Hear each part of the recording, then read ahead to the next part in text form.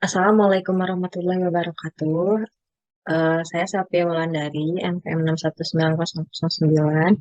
Di sini saya akan memaparkan tentang kasus satu dan kasus 2. Untuk kasus yang pertamanya adalah wanita 16 tahun kisatu penolaan 0, hamil 9 bulan datang ke rumah sakit dengan keluhan tekanan darah tinggi 180 per 110, mulus-mulus belum dirasakan, keluar cairan banyak dari jalan lahir, belum dirasakan keluar cairan banyak. Gerak anak masih aktif, pasien tidak mengeluhkan nyeri kepala hebat maupun pandangan kabur. Lab protein urin plus 2.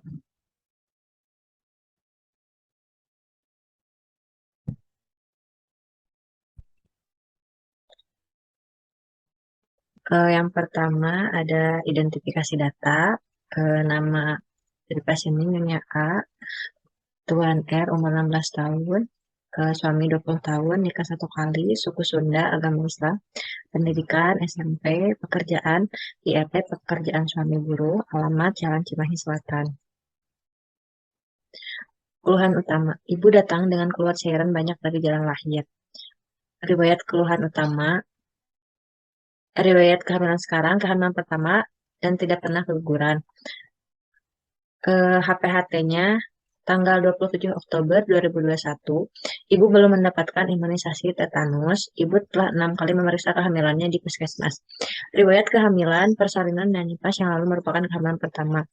Riwayat kesehatan yang lalu, Ibu tidak ada riwayat PMS, ibu tidak ada alergi terhadap makanan dan minuman. Ibu tidak pernah mengalami penyakit serius. Ibu tidak ada riwayat penyakit menurun seperti diabetes mellitus, asma, dan penyakit jantung. Ibu tidak ada riwayat ketergantungan obat-obatan dan minuman keras. Ibu tidak pernah mengonsumsi obat-obatan tanpa resep dokter. Ibu tidak pernah menderita penyakit infeksi pada sistem organ reproduksi. Riwayat menstruasi. Pertama kali menstruasi usia 14 tahun, siklusnya 28 sampai 30 hari, durasinya 4 sampai 5 hari, desminor tidak ada, riwayat KB ibu merupakan eh, akseptor KB pil 1 bulan dan suntik 1 bulan. Riwayat pola kegiatan sehari-hari, pola nutrisi, pola makan 3 kali sehari, pola minum 10 kali sehari, pola eliminasi, BAB buang air besar, konsentrasi lunak.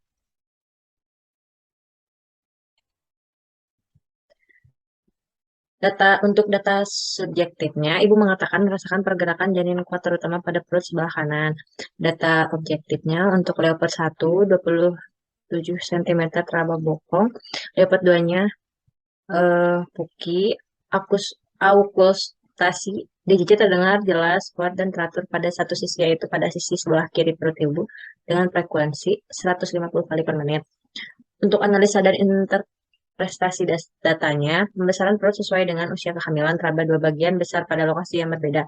Bagian kepala pada kuadran bagian perut, bokong berada pada kuadran fundus. Pada kehamilan tunggal hanya 1 bayi. Data subjektif, ibu merasakan pergerakan janin kuat terutama pada perut atas sebelah kanan. Data objektif, pada auskultasi detak jantung terdengar jelas, kuat, dan teratur pada satu sisi, yaitu pada sisi sebelah kiri, dan frekuensi 150 kali per menit. Untuk analisa dan interpretasi datanya, janin yang hidup ditandai dengan adanya pergerakan janin yang dapat dirasakan oleh ibunya. Dan pada auskultasi terdengar DJJ yang jelas dan teratur. Keadaan ibu dengan preeklamsi berat. Data subjektifnya, ibu mengalami dan merasakan mulus gerakan janin pada dirasakan. Data objektifnya tekanan darah 180 per 110, protein urinnya plus 2. Untuk analisa dan interpretasi datanya, preeklamsi berat dengan gejala-gejala seperti nyeri kepala atau sakit kepala, pusing atau kabur, mual atau muntah, nyeri epigastrum, dan nyeri kuat dan kanan atas abdomen. Preeklamsi berat ialah preeklamsi dengan tekanan darah sistol kurang lebih dari 180 dan tekanan darah diastol 110 disertai protein nuria lebih 5 sampai 24 jam atau kurang lebih dari plus 3. Untuk langkah yang ketiga yaitu ada identifikasi diagnosa masalah potensial. Untuk diagnosanya, potensial terjadinya preeklamsi, kematian janin dalam rahim. Data subjektif, ibu mengeluh sakit kepala, pusing, dan bengkak pada kaki. Data objektifnya, tekanan darah 180 per 120 mmHg edema plus pada kedua tungkai bawah protein urin plus 3. Analisanya, pencegahan dan pengobatan preeklamsi berat dan tidak tertangani secara baik maka akan mengarah ke eklamsi. Kematian janin dalam rahim, KJDR. KJDR merupakan kematian janin dalam uterus dengan usia kehamilan 20 minggu atau lebih dengan berat janin mencapai 500 gram atau lebih. Ini merupakan salah satu komplikasi yang akan terjadi pada penderita preeklamsi jika tidak ditangani secara baik dan cepat. Preeklamsi berat adalah suatu komplikasi kehamilan yang ditandai dengan timbulnya hipertensi 108, kurang lebih dari 180 per 110 atau lebih disertai proteinuria dan edema pada kehamilan 20 minggu atau lebih. Gejala dan tanda preeklamsi berat, tekanan darah sistol kurang lebih dari 180, tekanan darah diastol 110. Peningkatan kadar enzim hati atau icterus trombosit ke 100, oligure 400 kurang lebih per mili atau 24 jam. Proteinuria 3 liter, nyeri epigastrum, skotoma, dan gangguan visus lainnya. Nyeri otot frontal yang berat, perdarahan retina, dan edema pulmonum. Sedangkan eklamsi adalah yang disertai kejang tonik klonik yang disusul dengan koma. Untuk langkah yang keempat yaitu tindakan segera atau kolaborasi. Yang pertama, memantau tekanan darah, kolaborasi dengan dokter SPOG untuk pemberian terapi atau obat-obatan yang perlu diberikan kepada ibu. Memasang impuls RL 28 TPM, pemberian obat oral nifedipin 3 kali 1 hari 10 mg. Pemberian MGS 4 untuk mencegah kejang jika tidak terjadi penurunan tekanan darah. Memasang kateter, melakukan pemeriksaan lab untuk mengetahui proteinuria. Selanjutnya, pemberian dukungan moral dari ibu atau keluarga. Selanjutnya ada langkah yang kelima yaitu rencana tindakan atau intervensi. Untuk diagnosanya, G1P0A0, gestasi 38 minggu dengan PEB, preeklamsi berat, masalah potensial antisipasi terkini eklamsi. Untuk tujuan, tidak terjadi eklamsi, kriteria, keadaan umum ibu baik dan keadaan komposmentis, ibu merasa pusing dan sakit kepala. Tanda-tanda vital, tekanan darahnya 180 per 110 mmHg. Nadinya 80 kali per menit, suhunya 36,8, pernapasannya 22 kali per menit. Untuk rencana tindakannya, memberitahu keadaan yang sedang dialami ibu. Dengan memberitahu keadaan yang sedang dialami ibu, dapat mengerti dan bersedia untuk melakukan tindakan selanjutnya. Untuk observasi keadaan umum dan titip ibu pada pagi hari dan sore hari. Dengan mengetahui keadaan ibu dan titip yang dapat membantu dan mengambil tindakan segera. Selanjutnya, ada pemberian cairan RL. Larutan RL digunakan untuk mengganti cairan yang hilang dan merupakan larutan isotonik yang sering digunakan dalam pemberian infus intravena karena mempunyai konsentrasi yang sama dengan plasma darah sehingga mencegah perpindahan cairan dan elektrolit ke dalam intrasel. Selanjutnya ada pemasangan kateter tetap untuk membantu ibu buang air kecil tanpa serta mengetahui cairan input dan output ibu. Dengan melakukan pemasangan kateter akan membantu ibu untuk berkemih dan mempermudah tugas kesehatan untuk mengetahui cairan output atau input ibu. Selanjutnya ada kolaborasi dengan dokter SPOG untuk pemberian obat oral nifedipin 3 kali 1 hari 10 mg. Nifedipin merupakan obat antihipertensi yang menghambat kalsium. Selanjutnya, ada kolaborasi dengan dokter SPOG untuk pemberian MGS 4 untuk mencegah kejang jika tekanan darah tidak turun. Kolaborasi dengan petugas lab untuk mengecek proteinuria. Dengan mengecek proteinuria dapat membantu untuk tindakan selanjutnya dan melaporkan hasilnya ke dokter. Selanjutnya ada melakukan pemeriksaan DJJ. Langkah keenam, ada implementasi asuhan kebidanan. Yang pertama, memberitahu bahwa ibu mengalami preeklamsi berat. Yang kedua, mengobservasi keadaan umum dan titipi pada pagi hari dan sore hari.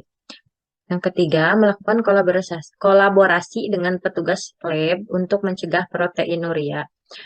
Yang keempat, memberitahu ibu bahwa ibu harus diopnam. Selanjutnya, melakukan kolaborasi dengan dokter tentang pemberian terapi obat pada ibu. Selanjutnya, melakukan pemasangan kateter tetap, melakukan pemasangan infus dengan cairan RL, melakukan kolaborasi dengan petugas lab untuk mengecek protein, memberikan dukungan moral dari ibu, suami, atau keluarga. Selanjutnya, ada langkah ketujuh, yaitu evaluasi asuhan kebidanan.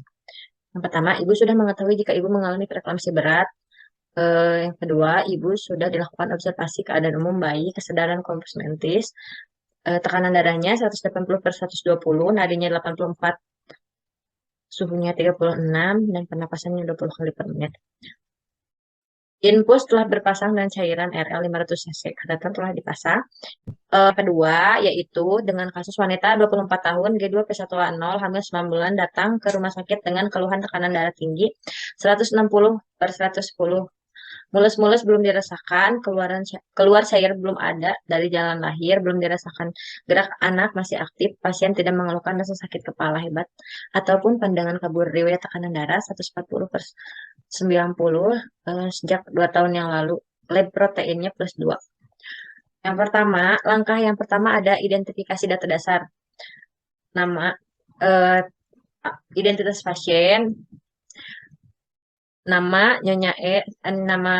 ibu Nyonya S, nama suami Tuan J, umur 24, umur istri 24 tahun, umur suami 26 tahun, nikah 1 kali, suku Sunda, agama Islam, pendidikan SMA, pekerjaan IRT, suami buruh, alamat Jalan Cimahi Selatan. Keluhan utama, ibu datang ke Rumah Sakit Raja Wali dengan keluhan tekanan darah tinggi 160/110 mmHg. Riwayat keluhan utama, lab protein urin +2. Riwayat kehamilan sekarang, kehamilan pertama dan tidak salah anjir. Ini kehamilan ketiga, ayu. Alhamdulillah. Hari pertama kehamilan ketiga. Hari pertama haid, HPHP-nya tanggal 15 November 2021. Ibu sudah mendapatkan imunisasi TT ketiga. Ibu, ayo, mending kita baca dari lanjutan dulu. Dipotong, kita potong sama. Gitu, anjir, lah. Belegu kayaknya mah.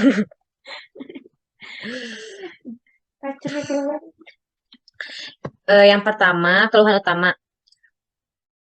Ibu datang ke rumah sakit dengan keluhan tekanan darah 160/110. Riwayat keluhan utama, lab protein urin +2. Riwayat kehamilan sekarang, ibu tidak pernah mengalami keguguran. Hari pertama HPHT-nya tanggal 15 November 2021. Ibu sudah mendapatkan imunisasi TT ketiga. Ibu telah 6 kali memeriksa kehamilannya ke PMB. Riwayat kehamilan, persalinan dan nifas yang lalu ini merupakan kehamilan ketiga. Riwayat kesehatan yang lalu. Ibu tidak ada riwayat PMS. Ibu tidak ada alergi terhadap makanan dan minuman. Ibu tidak pernah mengalami penyakit serius. Ibu tidak ada riwayat penyakit menurun seperti diabetes mellitus, asma, dan penyakit jantung. Dan ibu tidak ada riwayat ketergantungan obat-obatan dan minuman keras. Ibu tidak pernah mengonsumsi obat-obatan tanpa resep dokter. Ibu tidak pernah menderita penyakit infeksi pada sistem organ reproduksi. Tidak ada riwayat penyakit menular, riwayat penyakit menstruasi. Ibu mengalami menstruasi pertama itu usia 14 tahun, siklusnya 28 sampai 30 hari, durasinya 3 sampai 5 hari. Dismenor tidak ada riwayat KB 1 bulan, riwayat pola kegiatan sehari-hari, pola nutrisi, pola makan 3 kali sehari, pola minum 8 sampai 10 kali sehari, pola eliminasi. Untuk BAB, konsistensinya lunak, warnanya kuning atau warnanya kuning kecoklatan, frekuensinya 1 kali sehari. BAK atau buang air kecil, warnanya kuning, baunya amonik. Pola istirahat, tidur siang 1 jam per hari atau 8 jam.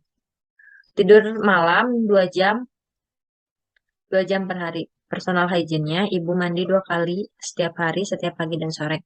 Ibu keramas 3 kali seminggu, ibu sikat gigi 3 kali sehari, ibu selalu mengganti pakaian dan dalam setiap kali lembab dan basah. Riwayat ekonomi, psikososial, dan spiritual. Suami adalah tulang punggung dalam keluarga.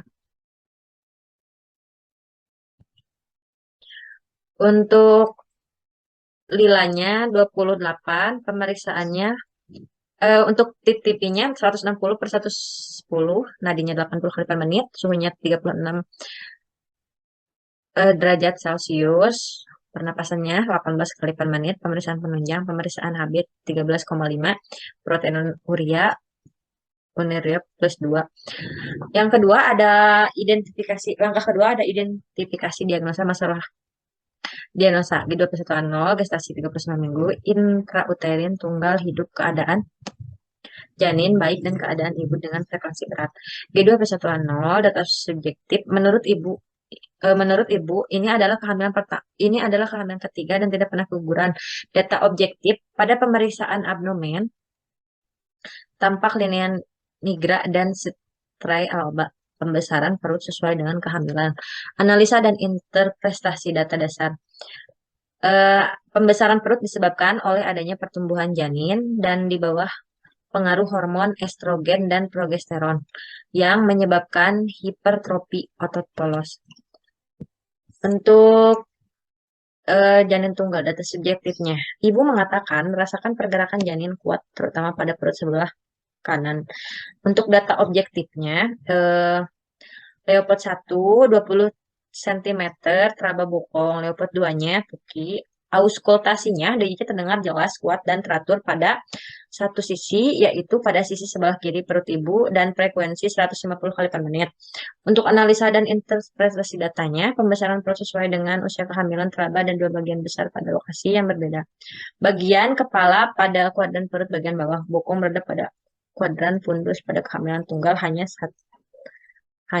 bunyi satu jantung. Untuk keadaan ibu dengan preeklampsi ringan, data subjektifnya, ibu belum merasakan mules, gerakan janin belum dirasakan. Data objektifnya, tekanan darah 160 per 110, protein urinarianya plus 2, analisa interpretasi datanya, preeklampsi ringan, merupakan timbulnya hipertensi disertai proteinuria setelah umur kehamilan di atas 20 minggu atau segera persalinan. Tetapi dapat juga timbul sebelum umur kehamilan 20 minggu, ditandai dengan ibu hamil mengalami kenaikan tekanan darah di atas normal, yaitu 140 per 90 dan 160 per 110. Pemeriksaan tes celup urin dengan protein nuria menunjukkan kurang lebih dari 300 mg atau 24 jam atau plus 1. Dan terjadi pembengkakan pada kaki. Selanjutnya ada langkah ketiga yaitu identifikasi diagnosa atau masalah potensial. Untuk diagnosanya, masalah potensial preeklamsi pada masa kehamilan akan mengakibatkan terjadinya kelahiran prematur, risiko terjadinya bayi berat lahir rendah atau BBLR, abrupsio plasenta, risiko terjadinya kematian bayi atau KJDR. Dan apabila preeklamsi ringan tidak tertangani dengan cepat, maka preeklamsi berada di tingkat berat atau menjadi preeklamsi berat. Untuk data subjektifnya, ibu tidak mengeluh sakit kepala atau pandangan kabur. Data objektifnya, tekanan darah 160 per 110. Protein urinnya plus 2. Untuk analisa dan interpretasi datanya, pencegahan dan pengobatan preeklamsi ringan yang tidak tertangani dengan baik akan mengarah ke preeklamsi berat. Peningkatan dan tanda preeklamsi seperti tekanan sistol 160 atau lebih, atau tekanan diastol 110 atau lebih, proteinurianya 5 gram atau 24 jam, atau tes celup urin kurang lebih plus 2. Pada pemeriksaan kualitatif adanya keluhan subjektif, perubahan kesadaran. Yang keempat ada langkah keempat yaitu tindakan segera atau kolaborasi. Pada kasus preeklamsi ringan tidak membutuhkan tindakan segera jika tekanan darah 160 per 110. Protein nuria kurang plus 2 dan atau tidak ada tanda-tanda kejang atau shock. Jika telah melakukan kunjungan antenatal care selama 2 minggu berturut-turut, jika pasien telah mengalami shock atau kejang, maka akan dilakukan tindakan segera dengan berkolaborasi dengan dokter. Dengan melakukan tindakan emergensi atau melakukan rujukan, namun sebelum melakukan rujukan, tenaga kesehatan dapat melakukan tindakan pemberian obat MGSO4 pada pasien preeklamsi atau eklamsi sebagai tindakan awal untuk mencegah terjadinya kejang maupun kejang yang berulang. Langkah kelima, yaitu rencana tindakan atau intervensi. Tujuannya atau tindakan kepada ibu agar kehamilan berlangsung normal dan keadaan ibu dan janin baik, serta preeklamsi ringan dapat diatasi dan tidak terjadi preeklamsi berat. Untuk kriterianya, kehamilan aterm dengan umur kehamilan 39 minggu, 37 minggu sampai 42 minggu, keadaan ibu baik. Eh, Tanda-tanda vital, tekanan darah, siastol 100 sampai 130, diastol 60 per 90, nadi 60 sampai 160, 100 kali per menit, pernapasan 16 sampai 20 kali per menit, suhu 36 sampai 37. Untuk DJJ dalam batas normal antara 120 sampai 160, tidak ada tanda-tanda bahaya dalam kehamilan, peningkatan berat badan dalam batas normal 0,45 kali per minggu. Albumin dan odema negatif. Keluhan ibu yang merasakan sakit kepala dan pusing dapat berkurang atau hilang. Albumin dan odema negatif. Keluhan ibu yang merasakan sakit kepala dan pusing tidak berkurang atau hilang. Untuk selanjutnya ada rencana tindakan. Memberitahu keadaan yang sedang dialami ibu. Sampaikan hasil pemeriksaan kepada ibu dan jelaskan hal yang dianggap perlu seperti peningkatan tekanan darah, protein urin. Protein urin. Diet seimbang dalam kehamilan terhadap makanan yang tinggi protein, rendah lemak, dan garam. Tidak perlu dikurangi. Selanjutnya, menjaga personal hygiene dalam kehamilan, memberikan ibu pendidikan kesehatan tentang preeklamsi ringan, menganjurkan ibu untuk menghitung pergerakan janinnya untuk memantau kesehatan janin, menjelaskan tentang 9 tanda bahaya dan kehamilan, mendiskusikan dengan ibu tentang persiapan persalinan dan kelahirannya. Selanjutnya, menganjurkan ibu untuk melakukan USG, dan selanjutnya memberikan obat nifedipin 10 mili, 2 kali 1. Selanjutnya ada langkah ke-6. Implementasi asuhan kebidanan. Yang pertama, memberitahu bahwa ibu mengalami preeklamsi ringan. Selanjutnya, memberikan dukungan psikologis dan spiritual pada ibu dengan melibatkan suami dan keluarga untuk merawat ibu. Selanjutnya, memberikan HE pada ibu, yaitu menganjurkan ibu untuk istirahat yang cukup pada siang hari minimal 1 jam dan pada malam hari minimal 7 jam. Menganjurkan pada ibu untuk diet seimbang dalam kehamilan, itu dengan makan makanan yang tinggi protein, rendah lemak, dan garam tidak perlu dikurangi seperti banyak makan ikan, tahu, tempe, dan banyak minum air putih. Hygiene dalam kehamilan seperti mengganti pakaian dalam tiap kali lembab. Selanjutnya ada langkah ke-7 yaitu evaluasi asuhan kebidanan. Yang pertama, keadaan ibu dengan preeklamsi ringan belum teratasi dan keadaan janin baik ditandai dengan tekanan darah 150 per 100. DJJ-nya terdengar kuat dan jelas di kuadran kiri bawah perut ibu dengan frekuensi 141 kali per menit secara teratur. Health education-nya telah diberikan pada ibu. Selanjutnya, ibu telah mengerti apa itu preeklamsi ringan yang sedang dialaminya. Terus selanjutnya ada ibu telah mengerti cara menghitung pergerakan janin. Dan selanjutnya ibu telah mengerti tanda-tanda bahaya pada kehamilan. Tidak terjadi preeklamsi berat yang ditandai dengan tekanan darah 160 per 110. Ibu telah mempersiapkan semua peralatan untuk persalinan dan peralatan bayinya. Ibu telah mendapat obat nifedipin. Terima kasih. Mungkin itu yang bisa saya sampaikan. Wassalamualaikum warahmatullahi wabarakatuh.